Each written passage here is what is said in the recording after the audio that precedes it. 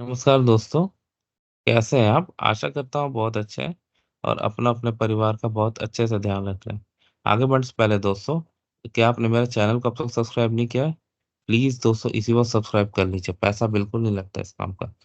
तो दोस्तों आज के इस वीडियो में हम ये बात करेंगे, आ, मतलब ये मैं आपके साथ अपना अनुभव शेयर कर रहा हूँ कि ट्रैवल इंश्योरेंस जो कनाडा में क्लेम किया गया इंटरनेशनल ट्रैवलर के लिए। तो वीडियो को अंत तक जरूर देखिएगा दोस्तों। तो दोस्तों, ट्रैवल इंश्योरेंस मैंने हमेशा कहा है कि आप जरूर लें, क्योंकि एक्सीडेंट्स होते हैं और वो कभी भी आपको पहले से बता कर नहीं होते हैं। और स्पेशली जब आप एक कंट्री जैसे कनाडा जा आ रहे हैं जहाँ पर कि हेल्थ केयर एक्सपेंसेस बहुत ज़्यादा है, मतलब हेल्थ केयर यहाँ काफ़ी एक्सपेंसिव है अगर आपके पास प्रोविंशियल कवरेज नहीं हो तो मेरे पास भी रिलेटिव्स आए, तो उनमें एक रिलेटिव जिनकी एज काफ़ी ज़्यादा है। अनफॉर्चुनेटली क्या हुआ कि एक पर्टिकुलर दिन वो सुबह बेड से उठी और उठ के जैसे वो बेड से उठने के बाद क्या करते हो आप, जैसे खड़े होते हो, तो खड़े होने के दौरान उनका कुछ बैलेंस बिगड़ गया। सामने दीवार पे वो पीठ के बल गिरी और वहां से जमीन पर।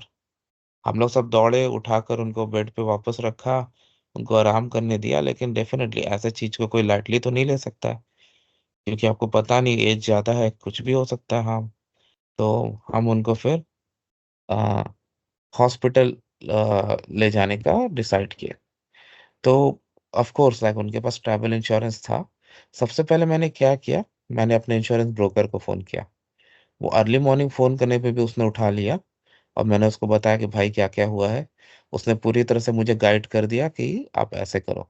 सब किया मैंने ये। सबसे पहले मैंने इंश्योरेंस कंपनी को फ़ोन किया, उनको पूरी सिचुएशन समझाया कि ये हुआ है, हम हॉस्पिटल जाएँगे। तो इंश्योरेंस कंपनी के रिप्रेजेंटेटिव ने एक केस हमारे लिए ओपन कर दिया, जिसकी हमें मेल आ गई, एक लॉगिन एरिया सब आ गया, जहाँ पर आप अपने डॉक्यूमेंट्स क्लेम के वो सब सबमिट कर सकते हो।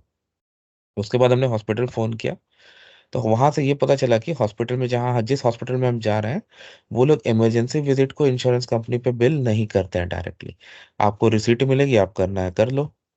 हाँ, अगर डॉक्टर के डायग्नोसिस के बाद पेशेंट को अगर एडमिट किया जाए वहाँ पर, तो फिर उनको जीओपी गारंटी ऑफ पेमेंट चाहिए होती है, ताकि जो इंश्योरेंस कंपनी देती है, ताकि मतलब खर्चे कवर हो सकें।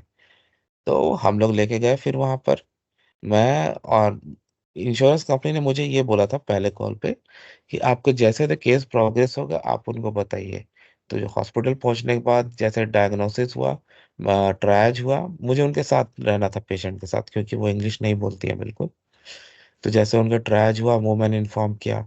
फिर डॉक्टर ने एनालिसिस करके एक्सरे के लिए भेजा, वो भी मैंने इन्फॉर्म किया। मैं मतलब रेगुलरली उनके साथ टच में था। इंश्योरेंस कंपनी उनको बता रहा था, क्योंकि वो जनरली नॉर्मल टेस्ट जैसे ब्लड वर्क हुआ ये सब के लिए एक्सपेक्ट नहीं करते, बट अगर सोफिस्टिकेटेड टेस्ट हुआ जैसे एमआरआई ये सब वगैरह, तो उसमें वो एक्सपेक्ट करते हैं कि आप उनको पहले से बता दो। तो मैं उनके साथ बता रहा था, डॉक्टर ने भी चेक किया। लकीली कुछ वैसा नहीं निकला और हमें रिलीज कर दिया गया। जब हम हॉस्पिटल से निकल रहे थे मेरे को ध्यान, अरे इतना पूरा विजिट हो गया, किसी ने एक पैसा नहीं मांगा, ऐसा कैसे हो सकता है, जरूर कुछ गड़बड़ हुआ है। तो मैं गया काउंटर पे पूछने कि भाई मैं तो इंटरनेशनल पेशेंट लेके आया, वैसा आपको रजिस्ट्रेशन भी करवाया, पासपोर्ट से भी करवाया, आपने पैसे ही नहीं मांगे। उन्होंने बोला कि आप उस काउंटर पे जाओ। मैं उस काउंटर पे गया, तो वहाँ उन्होंने बोला कि आप इमरजेंसी विजिट का 750 अभी पे कर सकते हो, बिल हम लोग आपको ईमेल कर देंगे। बाकी जो आपका डायग्नोसिस और डॉक्टर का बिल है वो आपको बाद में आएगा। मैं बोला ठीक है भाई दे दो। तो 750 पे करके आया मैं।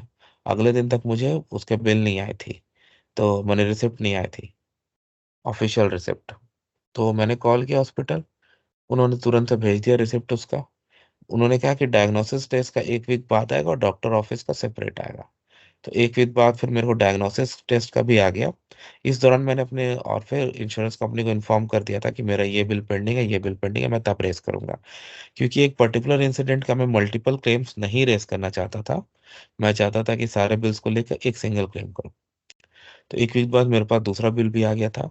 अब तीसरा था डॉक्टर ऑफ़िस, इसमें काफ़ी मतलब डिले हुआ, क्योंकि डॉक्टर ऑफ़िस से मुझे ये बताया गया कि उनको करीब 1 मंथ लगता है प्रोसेस करने में। मैंने रिक्वेस्ट किया कि भाई थोड़ा जल्दी कर दो, कुछ एक्सेप्शन कर दो मेरे लिए, बट उन्होंने मना कर दिया। तो मैंने ये चीज़ को भी बताया इंश्योरेंस कंपनी को कि मैं 1 महीने बाद ही कर पाऊँगा जब ये बिल आएगा। उन्होंने भी ओके कर दिया। 1 महीने बाद मुझे बिल मिला, मैंने पे किया, फिर मैंने क्लेम फाइनली रेज़ किया। अब देखो, क्लेम रेज़ करने में भी आपको केयरफुल रहना है, क्योंकि होता क्या है, अगर आपका कोई रिलेटिव आपको इंडिया से विज़िट कर रहा है, तो डेफ़िनेटली उसके नाम पे तो बैंक अकाउंट या नहीं है ना, तो अगर कोई चेक उसके नाम पे इश्यू होता है, तो कैश कहाँ पे करवाओगे? तो यहाँ पर इंश्योरेंस कंपनी का एक बहुत अच्छा था, जब आप क्लेम रेज़ करते हो उसी समय ये इन्फॉर्मेशन आ जाती है कि आप किसके नाम पे मतलब पेमेंट चाहोगे। तो मेरा नाम डाला गया था वहाँ पर, तो बाद में मेरा नाम डालने पर क्या हुआ, चेक मेरे नाम पर आया, करीब 20 डेज़ की प्रोसेसिंग हुई, जिसकी वजह से मैं बचा। नहीं तो दोस्तों, आई कांट इवन इमेजिन कितना बुरा हो सकता था। ऐसे तो हमारे केस में उतना ज़्यादा बुरा नहीं हुआ, लेकिन फिर भी इतना ज़्यादा पैसा लग गया। लेकिन इमेजिन कीजिए अगर कुछ ज़्यादा हो जाता, कोई हॉस्पिटल में रहना या कुछ और एडवांस्ड ट्रीटमेंट की ज़रूरत पड़ती बिकॉज़ ऑफ दैट एक्सीडेंट, तो कितना ज़्यादा मतलब इम्पैक्ट हो सकता था। बट आई एम थैंकफुल अपने इंश्योरेंस एडवाइज़र को भी, और अ, अपनी जिस इंश्योरेंस कंपनी से लिया। उसने मुझे बोला था शुरू में ही कि आप जिस कंपनी से ले रहे हो, वो क्लेम्स पे बहुत अच्छी है। जिस एडवाइज़र से मैं मनी डील करता हूँ, मैं सारे इंश्योरेंस उसी से लेता हूँ, कभी भी किसी टाइप की चाहिए इन्वेस्टमेंट इंश्योरेंस। वो इस मैटर में बहुत अच्छा है कि वो मुझे क्लेम के पर्सपेक्टिव से बताता है कि आप क्लेम करोगे तो कितना टाइम लगता है, उन लोगों क्या क्या कंडीशन, और हाँ, वो अकेला आदमी मुझे मिला इंश्योरेंस इंडस्ट्री में जो कि अपफ्रंट एक्सक्लूजन्स के बारे में बताता है कि आपके इस कंडीशन में एक्सक्लूड कर देंगे वो लोग, नहीं अप्रूव करेंगे, ये कर ऐसा मैंने देखा नहीं है जनरली लोगों को बताते हुए। क्योंकि लेने के टाइम में तो लोग पैसे ले लेते हैं, देने के टाइम में बोलने की ज़रूरत नहीं है, तो वो होता है। लेकिन ये थोड़ा दूसरे टाइप का आदमी है जो कि जिसकी वजह से मुझे मैं काफ़ी एप्रिशिएट करता हूँ। तो इस तरह से मेरा हुआ। तो ज़रूर बताएँ दोस्तों आपको वीडियो कैसी लगी? और अगर आप कनाडा आ रहे हैं या किसी भी कंट्री जा रहे हैं, अगर सिंगल डे ट्रिप हो, अगर सेम डे ट्रिप हो, तो भी भैया इंश्योरेंस लेके चलें।